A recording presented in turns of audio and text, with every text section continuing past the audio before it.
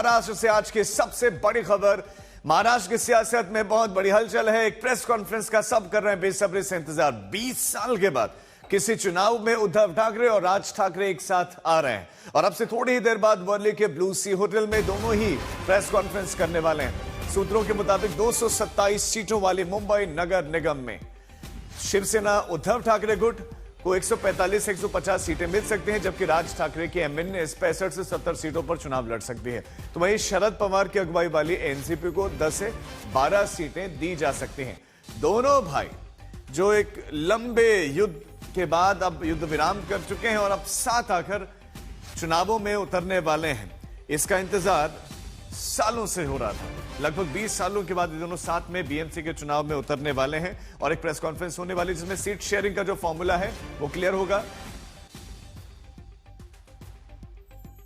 और दीपेश त्रिपाठी हमारे संवाददाता इस खबर पर ज्यादा जानकारी के साथ जुड़ गए। दीपेश, वैसे तो 12 बजे का समय है, 12 बज गया है, अब से कितनी देर बाद प्रेस कॉन्फ्रेंस शुरू होने वाली है और क्या रहने वाला है, क्या चर्चा है, सीट शेयरिंग का फॉर्मूला क्या रहेगा?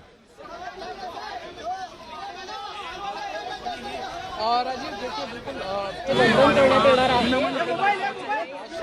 ठाकरे अभी फिलहाल आप दृश्यों में देख सकते हैं एक साथ बाला साहब ठाकरे स्मृति स्थल पर पहुंचे हैं और यहां से वो सीधा उस जगह पर जाएंगे जहां पर वो अभी थोड़ी ही देर में घोषणा करेंगे एक साथ अपने अलायंस की।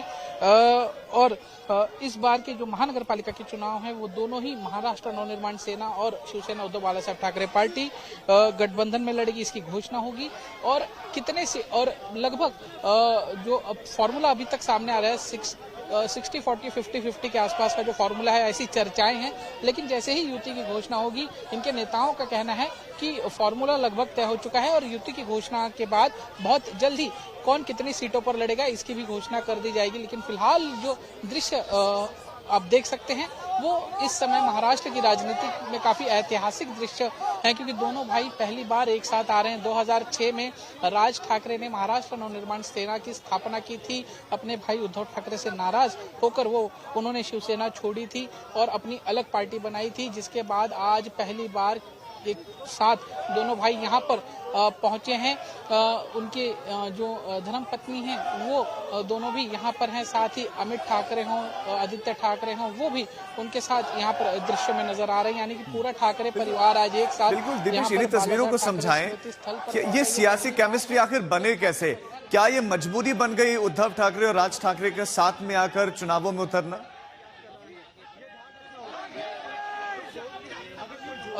जी बिल्कुल राजीव, देखिए शिवसेना इससे पहले लोकसभा और विधानसभा चुनावों में कांग्रेस और एनसीपी का जो ऑप्शन था वो भी ट्राई कर चुकी है। ज्यादा शिवसेना को सक्सेस नहीं मिली और इसीलिए शायद जो महानगर पालिका चुनाव है जो शिवसेना के लिए एक साख की बात कही जाती है, क्योंकि महानगर पालिका चुनाव मुंबई में पिछले 22 सालों से शिवसेना जो है वो सत्ताधीश रही है। लेकिन इस बार के चुनाव काफी मुश्किल होने वाले हैं, क्योंकि पिछले इतने सालों से उनकी सहयोगी रही पार्टी बीजेपी इस बार उनकी कट्टर विरोधी के रूप में होगी। और इसीलिए जो शिवसेना उद्धव बाला साहब ठाकरे पार्टी की इस बार की जो चुनाव की लड़ाई है वो सरल नहीं होने वाली और इसीलिए इस बार वो मराठी के मुद्दे को लेकर अपने भाई राज ठाकरे के साथ आगे बढ़ रहे हैं। दोनों का एक ही मुद्दा है और इन्होंने साफ जाहिर कर दिया है एक तरीके से कि जो चुनाव है वो मराठी के मुद्दे पर लड़ा जाएगा, मराठी आदमी के लिए लड़ा जाएगा। इसी मराठी आदमी के नाम पर इस मुद्दे को तो खैर वो लंबे समय से उठा रहे हैं, लेकिन आप दर्शकों को ये भी बताएं, क्योंकि सब ये भी जानना चाह रहे हैं कि दोनों भाई जब आपस में इतना ही प्रेम करते हैं तो पहले अलग क्यों हुए और अब साथ में आ रहे हैं तो साथ में क्यों आ रहे हैं? उद्धव को राज ठाकरे की ज्यादा जरूरत है या राज ठाकरे को उद्धव ठाकरे की ज्यादा जरूरत है?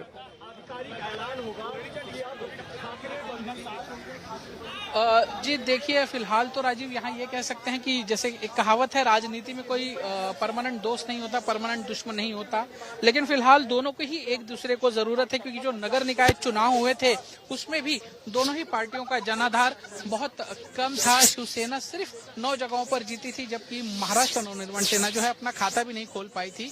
और इसी को देखते हुए कहीं ना कहीं शायद ये कहें कि समय की जरूरत है ये कि दोनों भाई नगर पालिका चुनाव में आगे जाने के लिए मराठी लोगों से ज्यादा अपील कर सकें और इस बार के चुनाव में शायद कुछ अलग नतीजा देखने को मिल सके, इसी उम्मीद से दोनों भाई जो है अभी एक साथ आए हैं। लेकिन इसमें राजीव एक सबसे अहम बात ये है कि तीसरी पार्टी के आने के लिए जो ऑप्शंस है, जो दरवाजे हैं, वो अभी भी खुले हुए हैं। जैसे कि महाराष्ट्र नवनिर्माण सेना के नेताओं से जब हमने बात की तो उन्होंने कहा कि शरद पवार जी की जो पार्टी है राष्ट्रवादी कांग्रेस, उनसे भी बातचीत चल रही है।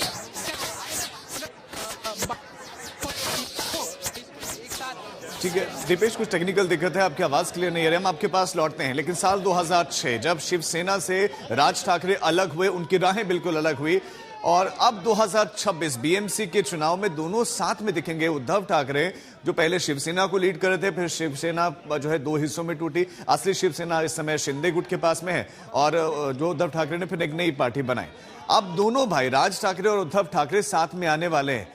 ये 20 सालों का एक लंबा अंतराल है, और इस अंतराल के बाद दोनों साथ में आ रहे हैं, क्योंकि परिस्थितियां अब शिवसेना उद्धव गुट के लिए बिल्कुल बाला साहेब ठाकरे के निधन के बाद बदल चुकी हैं।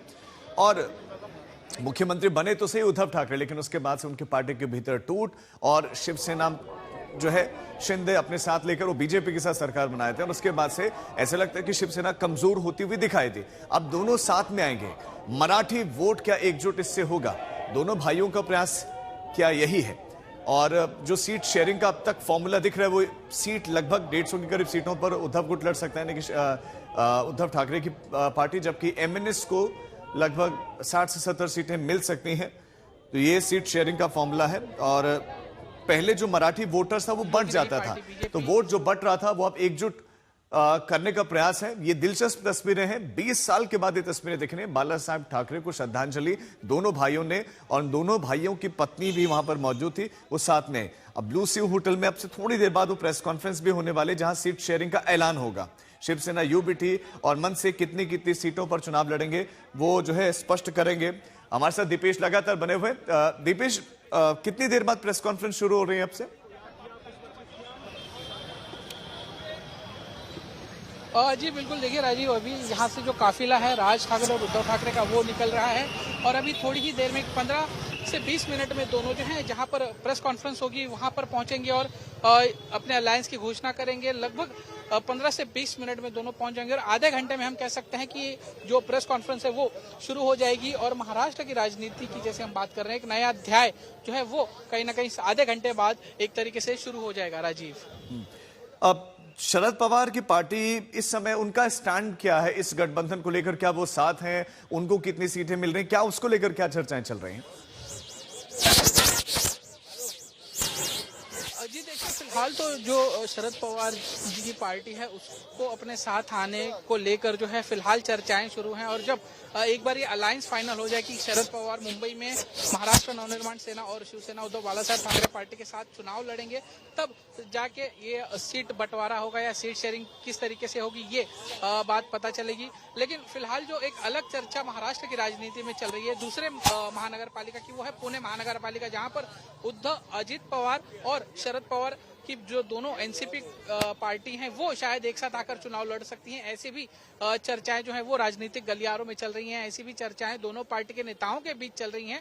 तो अब देखना होगा कि किस तरीके से ये समीकरण जो है वो फिट बैठता है। क्या मुंबई में शरद पवार शिवसेना उद्धव बाला साहेब ठाकरे पार्टी या एमएनएस पार्टी के साथ जाएंगे? फिलहाल बातें तो चल रही हैं, लेकिन देखना होगा कि ये बातचीत कौन सी दिशा में आगे बढ़ती है। ये जो आप जानकारी दे रही है अपने आप में बड़ा इंटरेस्टिंग है। क्या ऐसा होगा? और अगर ऐसा होता है कि शरद पवार और अजित पवार दोनों साथ में चुनाव लड़ते हैं, तो क्या इसका जो मौजूदा वहां पर सत्ता में है, गठबंधन में है, क्या उस गठबंधन पर इंपैक्ट पड़ सकता है? अगर, क्योंकि शरद पवार तो इस समय ऑपोजिशन में है।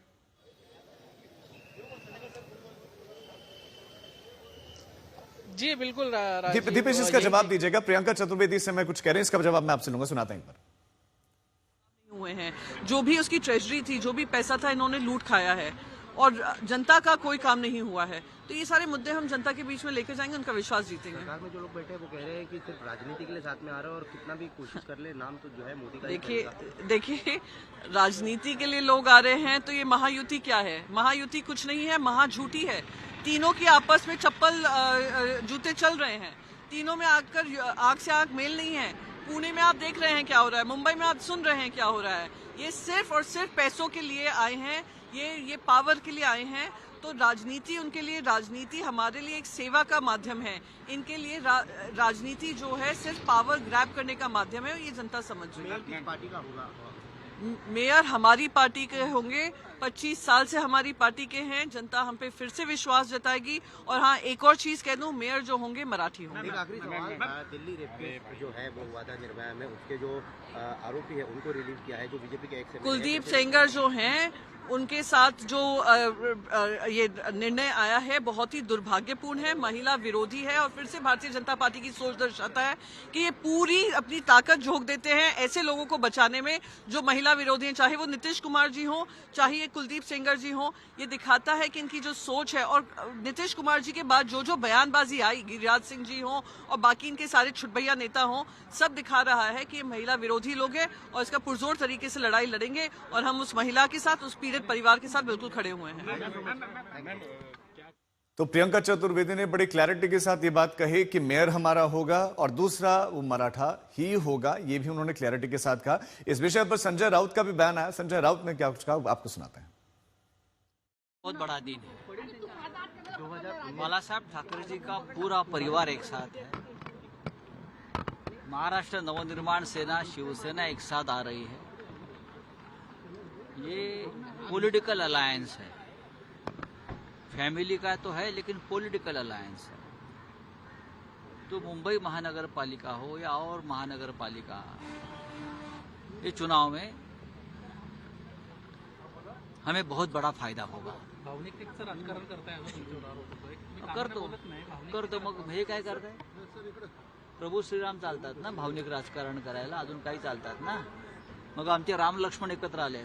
सर, जिस तरीके कहा जाता है कि सर पॉलिटिकल इक्वेशन जो है किस तरीके से देख रहे हैं आप दोनों, पॉलिटिकल इक्वेशन किस तरीके से बदलते हुए आप नजर आ रहे हैं सर? मुंबई महानगर पालिका हम जीत रहे हैं जी, कितना रहे? चाहे आप कितना भी हमारे खिलाफ काम करो, पैसा बांटो, सत्ता का दुरुपयोग करो, मुंबई महानगर पालिका उद्धव जी और राज ठाकरे एक साथ आकर जीतने जा रहे हैं। आपने कहा था कि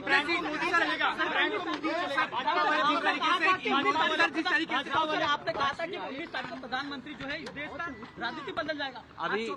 अभी क्या चल रहा है और आप कहाँ पहुँच रहे हैं? अमेरिका में बाद में बोल। भाजपा वाले बोल रहे हैं कि सिर्फ मोदी ब्रांड ही चलेगा यहाँ पे, यहाँ बीएमसी हो या फिर देश में कहीं भी। मोदी ब्रांड तो इथोपिया में भी चलता है ना। इथोपिया का इतना बड़ा अवार्ड लेकर आए हैं, जहाँ 140 करोड़ लोक संख्या पॉपुलेशन है, वहाँ प्रधानमंत्री नहीं ठहरते, और इथोपिया 2 लाख लोक संख्या में जाकर वहाँ का अवार्ड लेकर आते हैं। क्या बोले?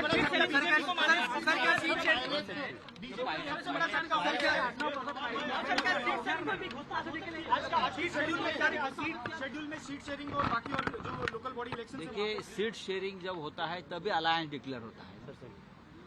सीट शेयरिंग के ऊपर पूरी बातचीत हो गई है, तो हो जाएगा। सर कितने का दावा करें? सर कितने का दावा करें?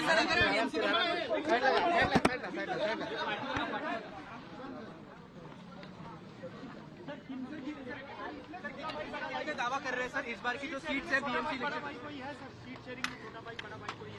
कोई नहीं, सब भाई भाई।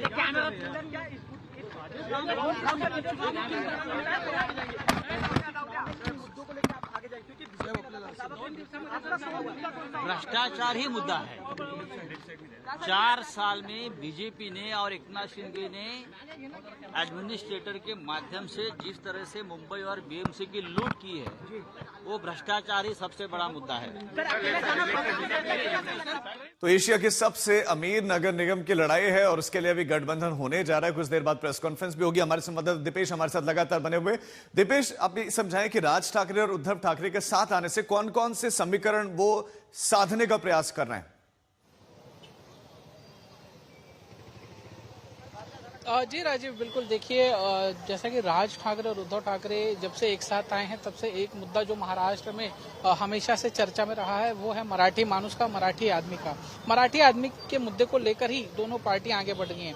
जैसे कि आज जब प्रेस कॉन्फ्रेंस हुई थी, तो इसके पहले शहर में जगह जगह पोस्टर लगाए गए थे, उस पर भी मराठी मानुस को एक साथ आने के लिए जो है वो अपील की गई थी दोनों ही पार्टियों की तरफ से। तो कहीं ना कहीं एक तो साफ है कि इनका जो इस बार का जो टारगेट वोटर होगा, वो कहीं ना कहीं मराठी आदमी होगा। होगा, क्योंकि पिछले लोकसभा चुनाव में और विधानसभा चुनाव में जब शिवसेना उद्धव बालासाहेब ठाकरे पार्टी लड़ी थी, तब उनकी अलायंस कांग्रेस और एनसीपी के साथ थी, जिसकी वजह से कहीं ना कहीं उनको जो माइनॉरिटी के वोट्स थे, जो नॉर्थ इंडियन के वोट्स थे, वो मिलने में थोड़ी बहुत आसानी होती थी। लेकिन इस बार शिवसेना उद्धव बालासाहेब ठाकरे पार्टी एमएनएस के साथ जा रही है। एमएनएस की भूमिका शुरू से कहीं ना कहीं जो है वो मराठी लोगों के हित में रही है, लेकिन जो गैर मराठियों के साथ हिंसा के वाक्य सामने आते रहते हैं समय समय पर, उसको लेकर कहीं ना कहीं जो गैर मराठी हैं उनमें एक हल्की सी दबी सी महाराष्ट्र नवनिर्माण सेना को लेकर नाराजगी है, जो इस बार शायद शिवसेना उद्धव बालासाहेब ठाकरे के लिए भी देखने को मिल सके, क्योंकि वो उनके साथ अलायंस में है।